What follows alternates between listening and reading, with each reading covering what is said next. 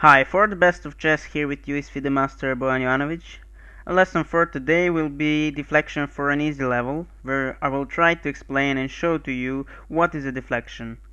We use tactical element deflection when we need to deflect some piece or pawn which is defending some important piece, pawn or square. And mostly that is leading us to a winning of the material, and also sometimes we can make even a mate, and any piece can make deflection except the king. So let's start with our demonstrational example, and in this position we can see that white has queen, rook and 4 pawns, and black has queen, rook, knight and 3 pawns. So black has knight for a pawn and he has material advantage.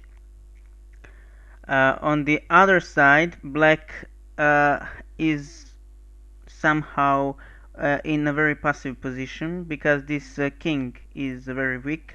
Queen on f7 is pinned for this king, and king is protecting this queen. So this rook on h1 is very active also, and we can easily conclude that this king is only protector of this queen on f7, and we should try to find a way how to deflect him from defending this queen on f7, and we can easily conclude that the move is rook h8. We are giving a check, and only move for black is to take this rook on h8, and after king h8 white can take this queen on f7 and white is completely winning. So we use deflection to win this queen. And let's go for our second example for the day. This is our second example, and this position appeared in very famous game Murphy against Consultants in 19th century, and we will start with the estimation of this position. First we will go to quantitative analyze, and we can see that white has queen, rook, 2 bishops and 7 pawns. On the other side black has queen, 2 rooks, bishop, knight and 5 pawns. So we can conclude that black has rook for 2 pawns, so he has material advantage at this point of the game. And we will now go to qualitative analyze, and we can see that white has a very safe king on c1, queen on b3 is active, rook on d1 is helping by attacking this rook, impinning, which is created with this bishop on b5. And also this bishop on g5 is also on some way pinning this knight on f6 because he is attacking this square on d8. And because white has some material deficit, everything in this position must be forced, so we will immediately go for the most forced and most obviously line. We should try to use this minus of the position of black king and active position of white pieces. And after a very logical move, bishop d7, check, only move is knight d7, and now we can see that rook is attacking through this knight this square on d8, and that square is protected by this bishop on g5. And if we succeed to move this knight, we will give a mate to black king, and we should use deflection to do this. And how to do this? By playing queen b8. We are giving a check, and only move for black is to take this queen on b8 with his knight and after knight b8 we are able to give a mate to black king by playing rook d8. So it was pretty easily to mate black king on this very weak position when we used our three-step process, and the main motive for this was tactical element of deflection. Let's go for our third example. This is our third example for today, and we will start with our three-step process, and we can conclude that white has queen, 2 rooks, bishop, 7 pawns, and black has the same number of pieces and pawns. And we will start with a qualitative analysis. We can see that white has a perfectly safe king on g1, queen on f3 is very active, and together with this bishop on d3 can create many threats on the light squares. A rook on e1 is controlling this open e file, and rook on b1 is currently defending this pawn on b2. On the other side, black has somehow weak king on g8 because there is a weak square on h7, and queen on b6 is very active, attacking this pawn on d4 together with this bishop, and also putting some pressure on this pawn on b2. Rooks are connected, and they are ready to come on e file and to fight for this open file. So only minus in the black position is this weak square on h7, and with that black king is also weak. So how to use this? It's very logical move to try to give a mate. We will play queen f5, and now we are using this weak square on h7, and if black tried to move this rook to make a square for his king, after, let's say, rook f d8 we have queen h7, and after king f8 queen h8 mate. So black cannot play with rook, and only other way to protect this mate is to play g6, but then this bishop is not defended anymore by this pawn on g7, and we can take him with our queen. And after this white is completely winning. So let's start with our next example. This is our next example, and we will start with estimation of the position, first quantitative, and we can see that white has queen, 2 rooks, bishop, and 6 pawns. On the other side, black has queen, 2 rooks, bishop, and 7 pawns. So black is pawn up, and from material point of view he is slightly better. And we will now go for qualitative analysis. We can see that white has perfectly safe king on g1, queen on f3 is very active, and he is potentially in control of this long diagonal, and bishop on g3 is also very powerful because he is creating some mating net around black king. Rook on e4 is very strong, controlling this half opened e file and attacking this pawn on e7. Rook on f1 is at the moment slightly passive, but after rook fe1 and doubling of the rooks, he will be on good position also.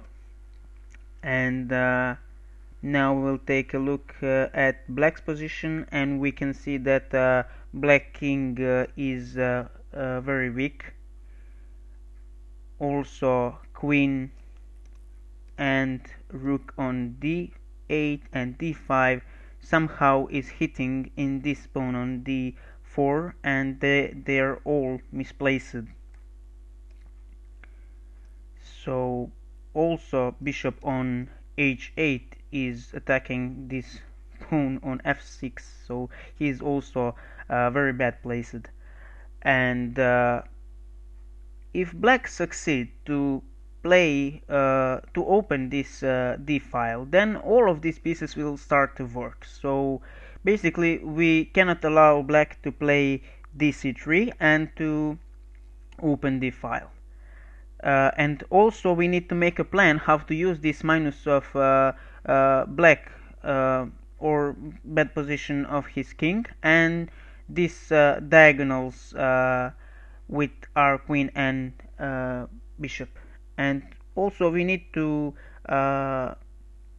see that with this queen together with this rook creating some battery, and we need to deflect this rook from d8 to start to use this battery. And we will achieve that by playing c4.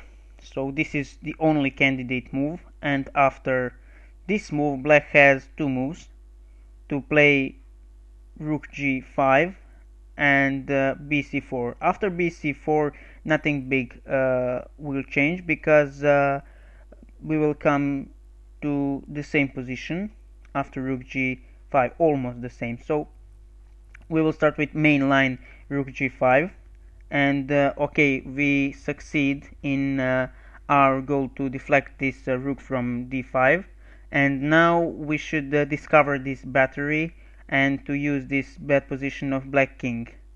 And we will do that by creating another threat and by playing a very effective move, rook e7. We're now attacking this queen, and at the same time we're threatening to give a mate on a8.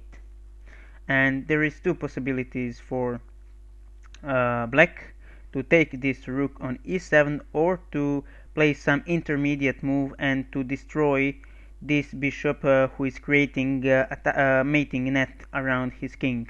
And after rook g3, also black is attacking this queen on f3, and we cannot take this rook on g3 because of queen e7, and now black is winning. So we have to use intermediate move to give a check first, and after forced move king c7, rook d7 again check, king d7. At this moment white queen is attacked, and we need to use one more intermediate move with queen b7 check, and after king e8 we can play hg3, and black is completely lost. So rook g3 doesn't work, and second candidate move for black is to take this rook on e7, but after this he is in a very big trouble after queen c6 check, and only square from where he can protect his king is this c7 by playing queen c7, and after queen c7 mate. So we will go now for our next example. This is our next example, and we will start with estimation of the position. First, I like to say that this is some sort of endgames, and we will start with now with estimation of the position. We can see that white has queen, bishop, and one pawn, and on the other side black has queen, bishop, and three pawns. So from a material point of view, black is much better. And now we'll go to qualitative analyze. We can see that white king is very open and have very bad position on d7. This pawn on b6 is creating some mating net around black king, and he's plus in the position of white, and queen together with this bishop should try to give a mate to this black king. If white don't succeed in that, then black is going to win this game probably, because he has this very active queen on g1, which is supporting promotion of this also very strong h2 pawn. Bishop on b8 is defending king on a8, and king on a8 is somehow in some mating net, and if we succeed to give a check to black king, probably will be at the same time and the mate, but it's not so easy to do that. But I think there is not so much candidate moves. We can see that if black succeed to promote another queen, white is completely losing this game, and I think only move is to move this queen and to make a deflection of this pawn cover of black king, and we will achieve that by playing queen a6. And after this move we're giving a check to black king, and black is forced to play ba6, and after this we can give this final check after bishop d5, and that is mate. Let's go for our next example. This is the example, and now we will start with our process of estimation of the position. First, I would like to notice that this is also an endgame, and white has bishop and pawn, and black has a bishop. So we can conclude that only way for white to win this game is to promote this pawn into a queen probably. And okay, bishop is protecting this square on d7, and white cannot move at the moment this pawn on d6. And we should also notice that white king is too far from this pawn on d6, and if black managed to place his king on d7 or d8, that will be a draw. So if whites try to play king e3, for instance, black will play king g7, and after king d4, king f8, black is managed to put his king here on d8 probably, and it will finish in a draw.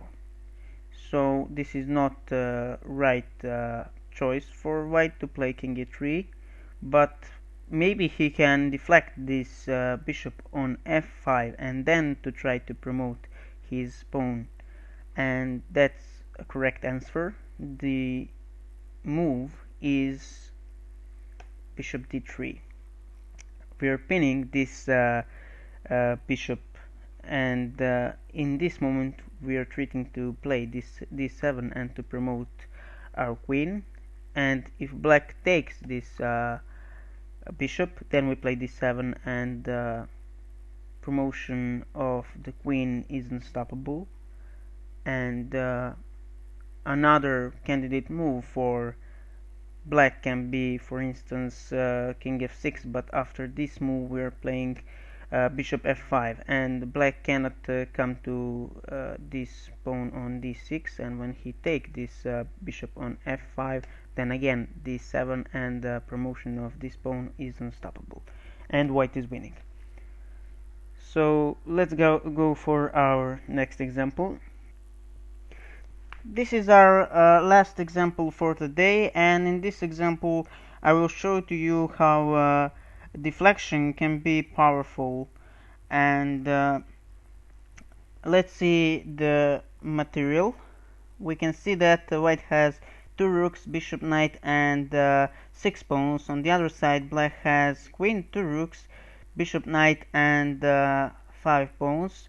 So basically black has queen for a pawn, so material advantage is absolutely on black side, but we will see that is not so important.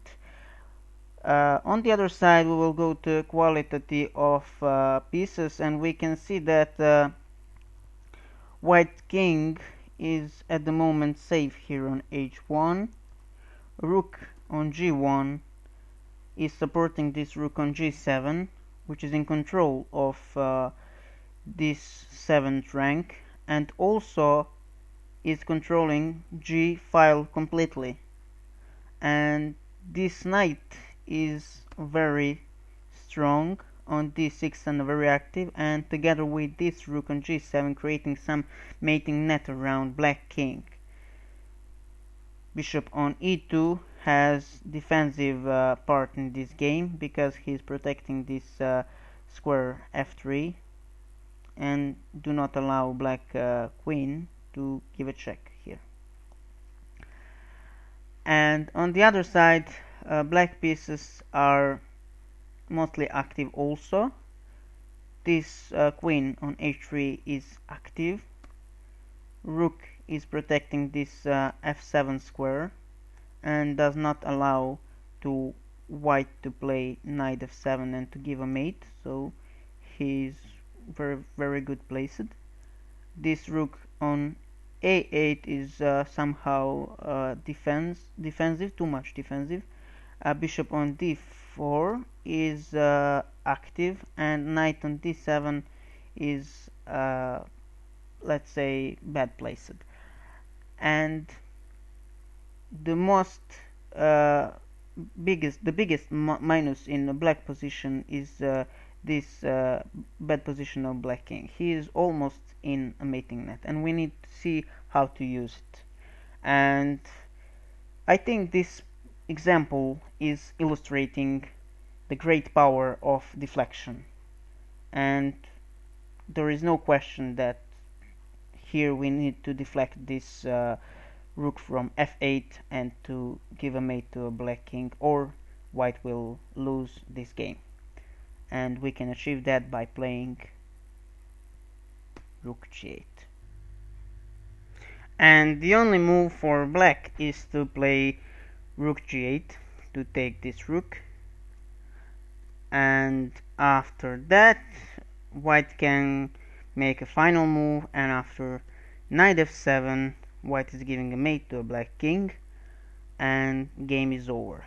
So I think this is a very good illustrative example for deflection. This was a lesson about deflection for an easy level, and I hope that I managed to explain that in details to you. And I want to remind you once more that you can practice your combinational skill or specific tactical element by analyzing games of strong players and by recognizing all moments where tactics appear, and you will improve your tactical and combinational skills, I'm sure. This was FIDE Master Bojan Ivanovic for the best of chess. I hope you enjoyed, and see you soon.